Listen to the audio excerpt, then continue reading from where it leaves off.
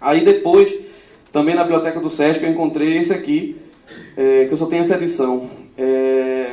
E da mesma forma que eu acho que os começos de livros tem que ser impactantes, os finais também, quando você tem um final, assim, feito esse aqui para mim é o melhor final de livro, eu vou dizer para vocês, viu? Me desculpem, mas eu vou dizer o final, que é o final do Estrangeiro, de Camus.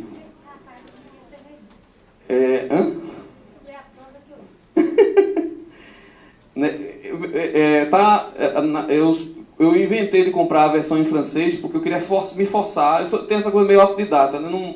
Eu nunca estudei francês, mas eu ficava forçando com a versão em português e a versão em francês para tentar ver se entendia. Mas é mais ou menos alguma coisa como para que tudo fosse consumado e para que eu me sentisse menos só, bastava que naquele último momento eu fosse no dia da minha execução eu fosse recebido por todos os espectadores, e que todos estivessem lá, tal, e que todos me recebessem com gritos de ódio, né? Que no dia da minha execução eu fosse recebido e que todos, por aqueles espectadores, que eles me recebessem com gritos de ódio.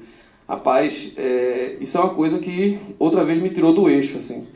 E eu acho que a grande literatura é aquela literatura que tira você do seu eixo, do seu centro de equilíbrio. Na verdade, a grande arte, para mim, toda a arte que realmente interessa é aquela que tira você do seu centro de equilíbrio. Fora disso é bobagem, é para vender livro. Aí, estou tentando correr para não... Viu?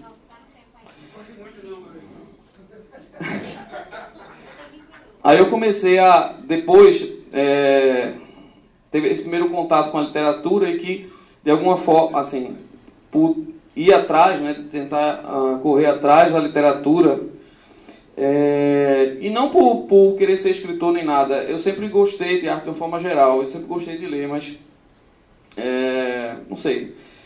Na faculdade teve outro ciclo que se abre, e aí você começa a ter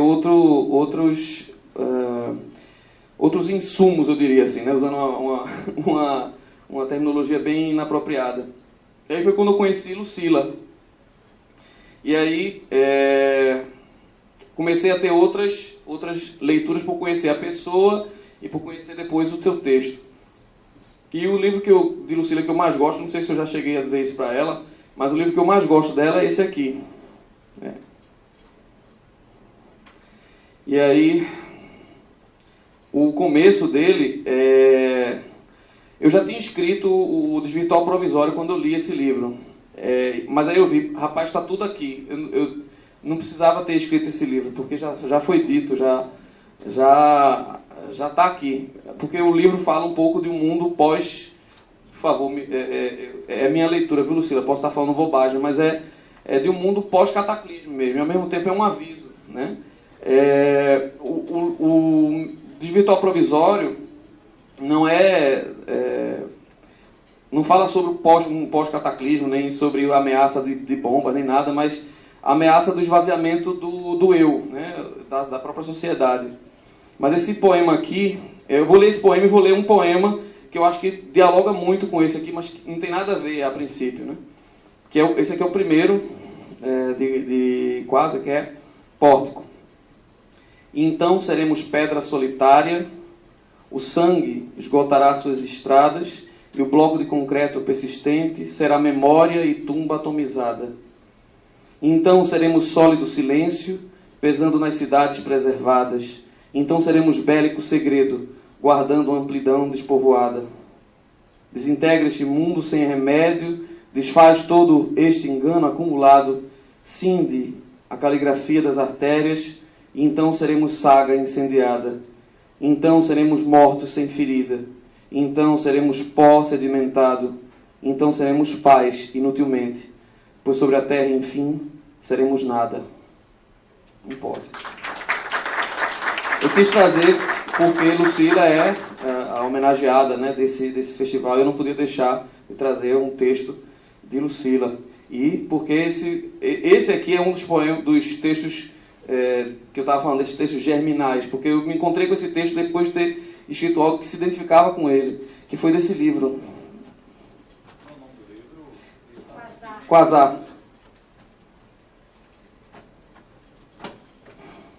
Ele trouxe esse baú inteiro de casa. Foi. Que coisa interessante.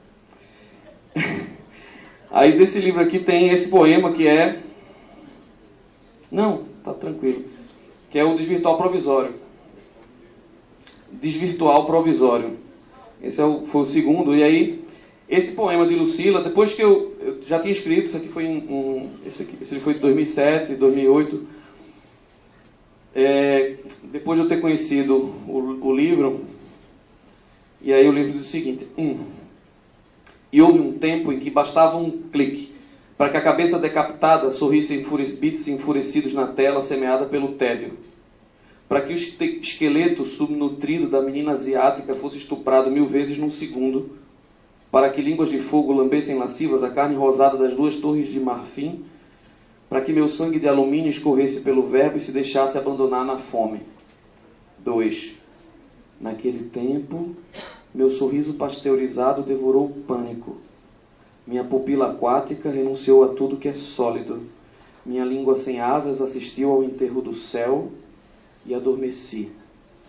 Placidamente adormeci, com o último controle remoto sobre o primeiro monte de corpos carbonizados. Neste tempo, um sonho metálico vomitou-me a verdade. Nada mais importa. Nada além do não que repito ao éter. Nada além do meu umbigo banhado em mel que você lambe em finais de tarde meteóricos. Nada além do meu sorriso dominical. Neste tempo de cal e treva, de concreto e silício, foi que finalmente a máquina roubou de mim a palavra que me fazia humano, que me imprimia a dor. O horror, o horror, o horror.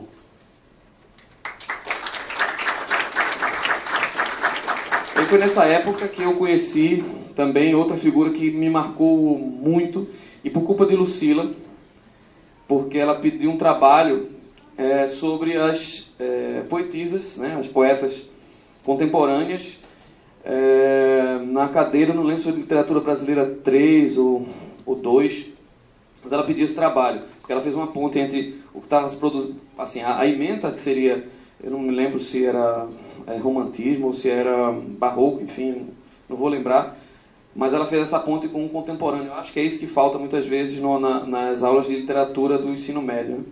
Que talvez, felizmente, eu não tive. E aí eu conheci essa mulher que